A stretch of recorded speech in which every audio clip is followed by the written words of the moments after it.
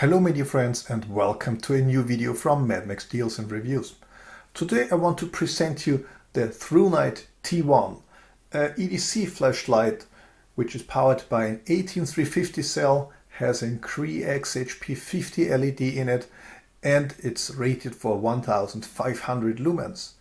Thrunite also managed to make a charging port, and it has a magnet, which many of you like, as you know. But before we go into the technical details, I want to say thank you to Thrunite for sponsoring me that flashlight so I'm able to make content for you. And while the intro is running, enjoy the music, scroll down a little bit and have a look at my links. There is a link to my deals community where you can participate and you can save a lot of money. And there is a link to my Patron program for those guys who want to be hardcore supporters of my work. Thank you all for that. But you can also just like my video with a thumbs up at the end of the review, or maybe you consider subscribing to my channel. Each help is appreciated. Thank you for that. And now it's time to scroll down.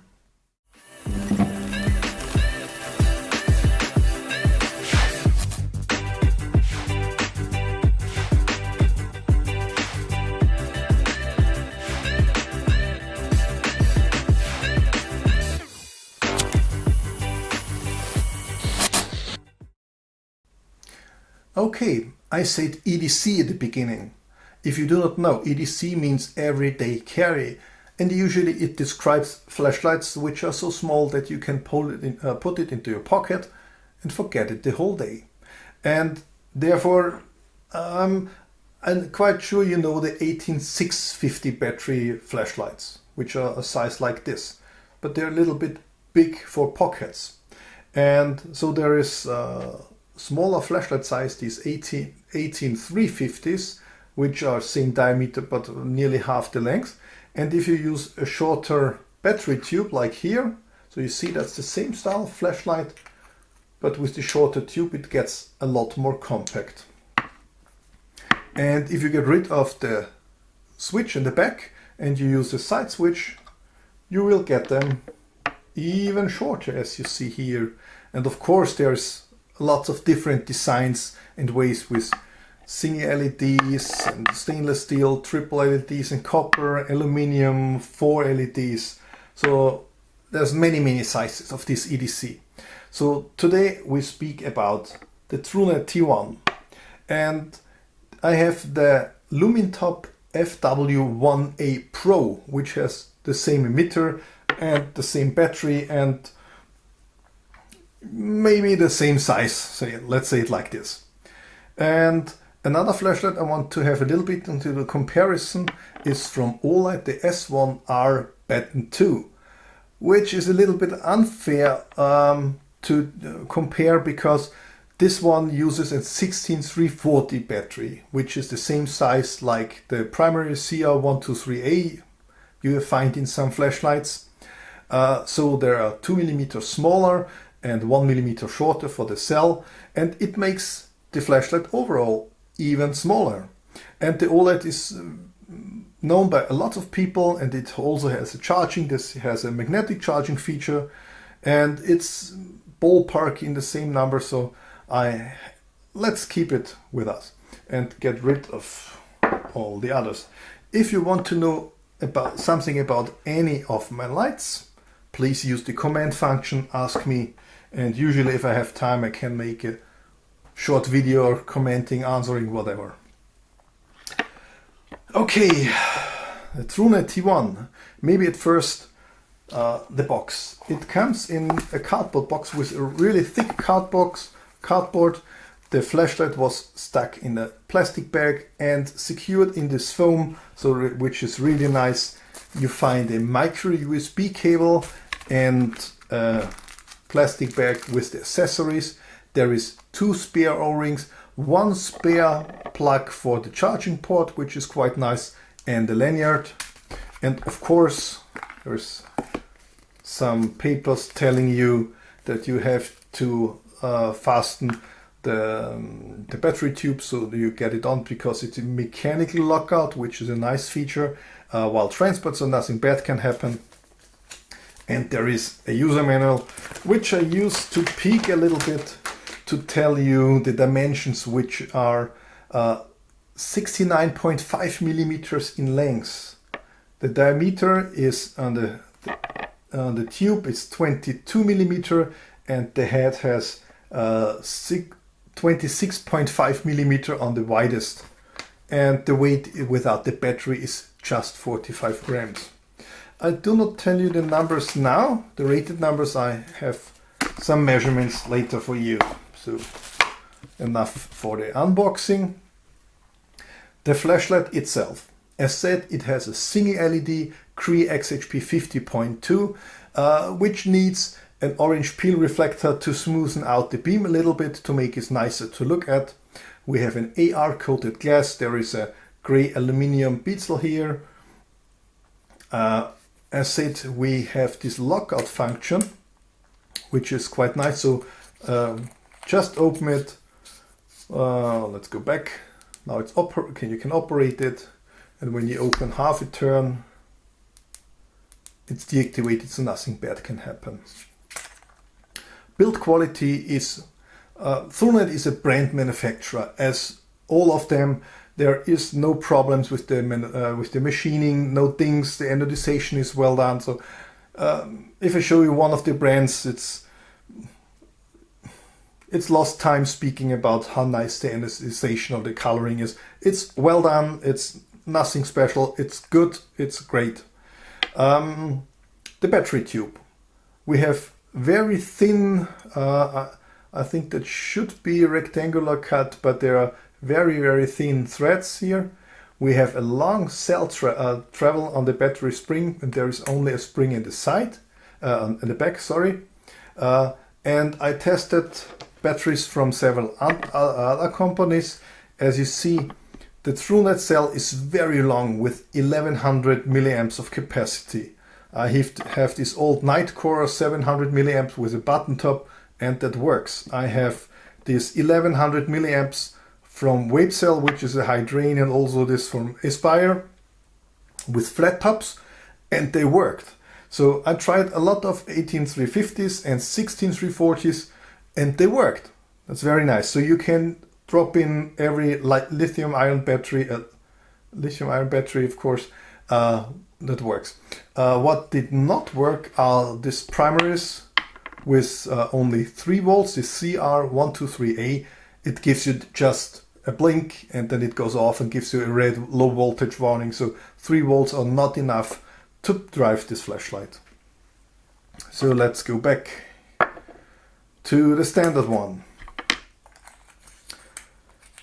Put it back together. Whoop, whoop, whoop. The magnet is quite strong, where I do have some kind. You see, it's no problem having it not only upside down. Many can do that, but only few flashlights are able to stay in the horizontal position. So the magnet is really it's good to use, so you can have it anywhere when you need your hands free while working on your car or whatever. And what is also nice is this S-bend shape, tell me. This S-shape clip, so you can have a deep pocket, really deep, with facing the optics down into your pocket, and prevents that something bad happens to it. And on the opposite direction, you can just clip it on your cap, which I really do very often, to use the small EDC as a hands-free, as a headlamp for working or when you're walking, something like that. That's a great feature. Yes, let's speak about the user interface, because the user interface is, let's say, not my favorite. Regular operation is click for on, click for off. That's cool. And it has mode memory, which is also cool. And I showed you there is a mechanical lockout. I like that. And when it's on, you do the double click for turbo. You do single click for off and the single click for on. Triple click is strobe. double click, brings you to turbo, triple click, triple click is strobe, single click goes to off. So I didn't find an option to go from turbo to last mode memorized. So you can go to turbo and to strobe, of course, from off too. When you click and hold the button, there is a ramping feature. So you go, it goes down and it takes 4 seconds. On the other flashlight, it's 2 seconds, maybe 3 for the whole range. It's not too slow, but it could be faster, to my opinion. And now we're going upwards, now we're going downwards. If you stop, click again, it goes upwards again. Now we're going downwards, click again, up, click again, down, click again, up. But you do not know what it was when you left. When you switch it on and you press, you're going down, and so, something like that. And when you leave, click again, it goes down again, because we have, after the blinks, we have been on the going up ramp, something. Does a little bit confuse me sometimes. Another thing, it's cool, there is a really low moonlight. Click and hold in off, and then it comes on with half a lumen, which is barely visible. Really cool low moonlight. Not so cool is you cannot leave moonlight. You can just switch it off and switch it on, and then you are back in high, whatever your last mode memory was. If you are in moon, you cannot go from moon to ramp up. If you are in moon and hold it, it goes into lockout, so it's now off, it's locked. You have to click and hold again, then you are in moon, switch off the moon, switch on, and then you are in high, not in low. So I really like flashlights where it's possible to go from, start in a low. It could be low, must not be moon, but I do not want moon and high. So or turbo. So that doesn't make a lot of sense to have just moon on that, not being able to go from moon to the other. Like let me demonstrate on this other one. We can, if it's on, it's a high mode, as you see. Click and hold, starting in moon, and when you click and hold again from moon, now it's moon, click and hold, and it goes from moon to high into the regular operation. So again, there is moon, and if I click and hold, it goes from moon into the regular operation. I prefer that kind, and many flashlights have to, so. But this is my personal opinion. You guys might love it, so tell me in the comments. Put that away, and we see outside in the garden in a few minutes. I'll take the Lumitop FW1A Pro with me, because it has the same LED in it. It does not have a charging. It does have the back switch, so they are not very similar from the features, but they are similar from the LED, so you will see this outside in the garden. But before we go into the garden, let's have a look into my measurements. And here are my measurements from my lumen tube. Firefly, I measured 0.002 amps, so I guess the 0.5 lumens are accurate. I cannot measure that low numbers on my tube. I measured 13 lumens on low versus the 15 rated at 0.02 amps. The highest I could get was, the highest after ramping of course, was 634 lumens, which is 7.45% less than the 685 lumens it's rated, and it used 1.1 amps. And with the 2.4 amps in turbo, I got 1405 lumens, which is 6.3% less than the claimed 1500. Here is my runtime graph taken in high. It started at 634 lumens, and after 11 minutes it dropped to 466 lumens. After exactly 10 minutes it dropped to 436 lumens, where the output stayed stable for 25 minutes. 48 minutes after starting the test, it dropped to the 380, and you see it bends down a little bit with the falling battery voltage down to 340 lumens within 14 minutes. Then there is the last step for 3 minutes where it has 218 falling to 200 lumens, and then it switched off. So that gave us a total runtime of 1 hour and 4 seconds. And here is the runtime in turbo. Of course, it started in 400 lumen, and within 1 minute and 30 seconds it dropped to 1300. Another 1 minute and 30 for a fast dropping to 404 lumens, where it stayed stable for a total of 1 hour. Then there is the second last step from 380 to 340 according to the battery voltage, and then again for 7 minutes, and then again 220 to 210 lumen for 3 minutes before it shuts off, after a total runtime of 1 hour and 8 minutes, which is quite impressive for the small flashlight. Here to compare is the runtime from the OLED S1R Patron 2, which has exactly half the capacity, so 550 milliamps from their 16340 battery. It starts a little bit lower at 1100 lumen, falls in 2 minutes to about 300 lumen for a little more than 45 hours. Then there's a small step down, and then it's nearly shut off, but there is about 10-11 lumens left before it shuts off after 1 hour and 10 minutes. So a little bit smaller, a little bit less turbo, a little bit less on the long table, a little bit less runtime in the total, but because smaller cell, of course. Okay, I hope these numbers did satisfy you a little bit. If you want to see how I made these runtime graphs, I have a video about these numbers. I will link it up there. And let's head into the garden. But before that, thanks for watching. I hope I earned your subscription and a thumbs up. And maybe we see you soon on one of my next videos. So up into the garden. So welcome to my garden. This is the FW3A from Lumintop, neutral white, 1000 lumens. And if you are not familiar with my garden, this small tree is 12 meters from the camera. The big tree, the trunk, it's about 22-23 meters from the camera. And down there, this wooden fence, the border of my property, that's 35 meters from the camera.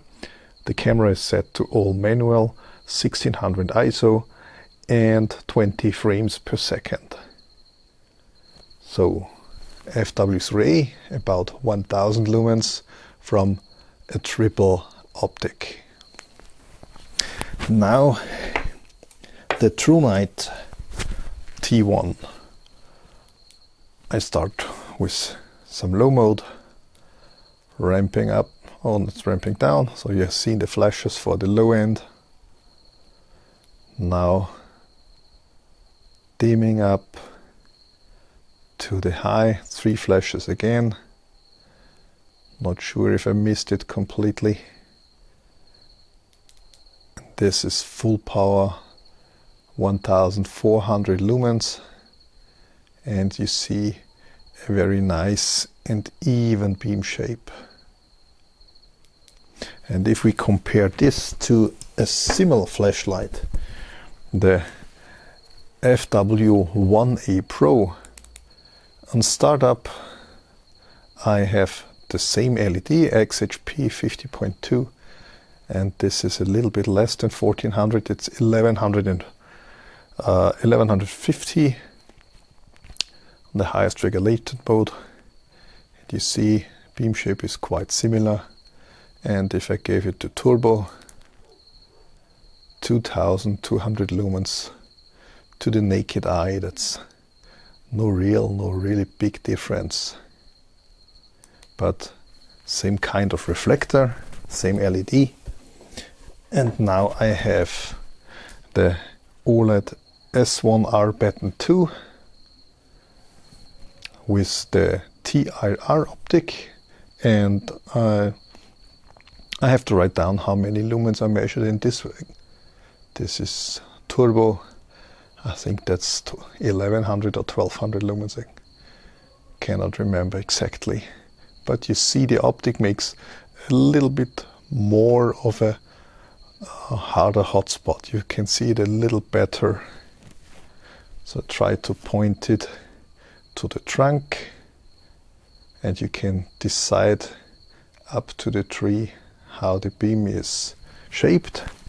Then back with our Thrunite T1, going to turbo, and you see there's no real hot spot. It's bright in the middle, and the brightness gets less to the side into the spill, and the spill of this is much more even to the borders. Again, this is the optic from the Olight. Not bad at all. It's just a different way to distribute all the light down there. So I hope you have gotten a small idea how this Thrunite works. See you next time. Bye bye.